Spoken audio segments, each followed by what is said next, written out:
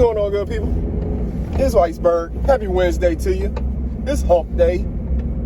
Hopefully everybody out there is having a wonderful start to their day. You made it to the halfway point of the week if you work a conventional Monday through Friday week. So hopefully everything is going according to plan. If not, you have time to turn it around and make this week what you want it to be. You can make it a productive week. You can make it a blessed and fruitful week for yourself. You still got time to make all of that happen. Don't let the first couple of days of the week get you down to the point that you impact the second half of your week, in a negative way. It's not necessary to do that to yourself, and you have the ability to change your actions and your attitude about all of it. You can change your actions today, change your attitude up a little bit, and make all of it just do a 180. Somebody tells you it's doing a 360, that puts them right back at their starting point. That's probably why they're not getting anywhere. You don't want to do a 360. If you're trying to go in the other direction, you want to do a 180. If you're heading north and you want to go south, you need to go 180 degrees in the other direction, not 360 degrees. That's a circle. So when you're listening to people and they're saying things, and I know they're just trying to use the little cliche term, but it means they don't even understand what the term means.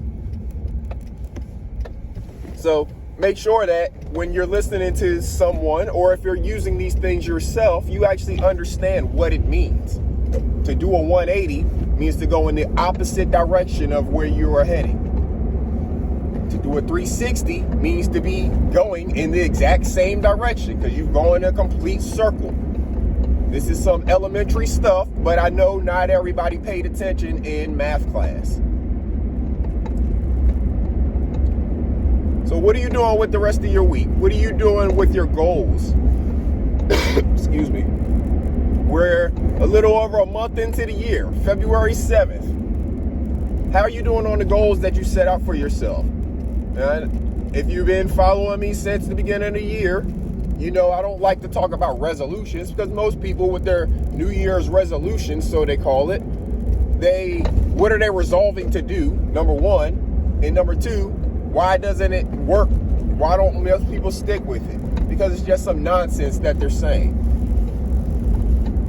But if you actually set goals for yourself and set benchmarks that you can check yourself on, or maybe you have an accountability partner that's checking up on you to see how you're doing, or maybe you're listening to me and it's enough to keep you motivated to check on yourself and do your self accountability. What is it? How are you doing on those things? This is for you to answer to yourself. You know what goals you set out at the beginning of the year, and you probably should have had some benchmarks set by now that those times have passed in terms of what you were trying to achieve. Now, maybe it wasn't a time achievement thing. Maybe it was a quantity or something like that. So maybe you haven't got to that benchmark yet. Maybe it's a quarterly thing that you'll check in. But you probably should have some other goals that maybe are a little more regular, so it keeps you on track of achieving goals and feeling the accomplishment of what you have set out to do and hitting those marks. We talked about goals before. We talked about you have some long-term goals that maybe some 5-year plan stuff, maybe something that's a year out, but you want to have some goals that are a little shorter term too. You may have some daily goals, some weekly goals. Are you rewarding yourself when you are doing good at accomplishing and achieving your goals? Or are you just letting it go by, not even celebrating the fact that you hit that benchmark? Are you taking care of yourself? Self-preservation has to be one of the highest priorities of your life. Because if you don't do it, who else is going to do it? So again, self-check-in. Motivation. This is supposed to be motivational. This is supposed to be uplifting for you. You're supposed to be hitting these goals because you set out goals that you're able to obtain. You don't set a goal that's, I want to be a millionaire by, next month, and you haven't even learned how to make $100 yet. That's not realistic. No, you set goals that are actually achievable for yourself. Set goals that have benchmarks that are realistic. If you have some kind of weight loss goal, well, there's a lot that goes with that. It's not just going on a diet. It's actually changing your lifestyle, the way you eat altogether. Understanding how the things that you eat interact with your body, because it's different for you than it may be for me. So if that's your goal, there's a lot of education that you have to do to achieve that goal. But it's all for yourself. This is all self-preservation. So make sure that your goals are the ones that are things that you can achieve realistically. Not having to have some outer body experience or luck, winning the lottery. That's not a goal. If your goal is something about winning the lottery, that's not a goal. No. Your goal is something that you have to work towards. You have to put some effort in towards, whether it's a reading goal, whether you want to read a chapter a day or get through a book in a month or whatever, This is something that you actually have to take some action and do. You can't just expect it to fall into your lap. I got a goal to find a job or to get a job, but you ain't taking any steps to go out on no interviews or anything. That's not a goal that you're trying to achieve.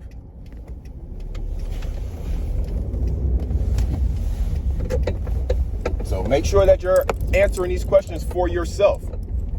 You don't have to answer them for me. You don't have to answer them to me. These are for you to answer to yourself. So what are the things that motivate you?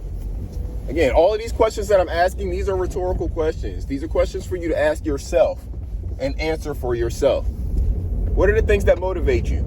You have to make sure that you're implementing those things into your plan, into your goal plan. So when you set these benchmarks of, say, reading that book in a month or changing whatever part of your lifestyle you need to change to start losing the weight in that first quarter, when you hit that benchmark, you have to set something out there that's going to motivate you to continue to go forward. So you have to reward yourself.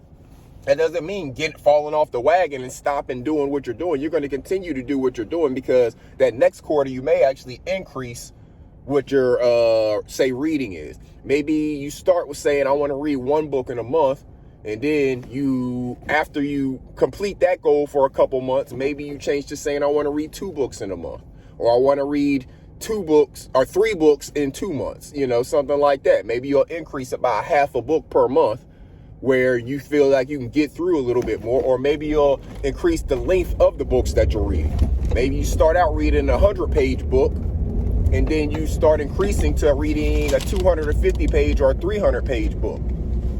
There's a bunch of different ways you can change and just slightly modify your goal to make it a little more challenging, but still realistic and attainable. You don't want to make it where you start off with a great goal and you achieve that goal, yes, and you reward yourself and you're doing good, and then your next goal you set is something crazy and you never hit another goal again because you already just killed all your motivation. No, don't do that to yourself. Make the goals easy for yourself. You need to instill the feeling of accomplishing these goals, wanting to set a new one that's a little more challenging, and then receiving the reward at the end. All right, it's the same way. Don't take this the wrong way, but it's the same mentality. It's the way that people train like their pets, their dogs, right? You reward them with treats. Dogs like to eat treats. They're going to eat the treat all day long. As long as you keep feeding it to it, they'll eat the treats until they get sick, right? Just like a kid with candy. Kids like candy a lot of times. They'll keep eating the candy until they get sick if you keep feeding it to them, right? It's the same thing you do for yourself. You reward yourself with things. It's like you will reward a kid with candy. You reward yourself with things, and it instills in you to do this thing over and over again. So you tell the dog to sit. The dog sits, you give it a treat. You tell the dog to stay there. The dog stays there. You give it a treat, If it doesn't do it, then it doesn't get the treat. Same thing with the kid. You do the same thing with yourself. We forget this stuff when we become adults. We get so consumed with work and bills and all of the stuff that, we have to do, but it's not really, we forget the simple things. we make things too complicated and forget the simple things. It's very simple and easy to motivate yourself, but we forget how to do it for whatever reason, and then we just stop doing it altogether and wonder why we stop growing. Kids grow the most, and they grow so rapidly because they can continue to be motivated by those small things. We get becoming adults, and we can't be motivated by seemingly anything. Learn how to motivate yourself. When you accomplish your goals, motivate yourself by rewarding yourself.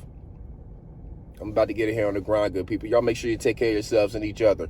You have the ability to change the trajectory of your day and your week by controlling your actions and your attitude. Make sure you're taking care of yourselves and each other. Until next time, this is Iceberg. Salute.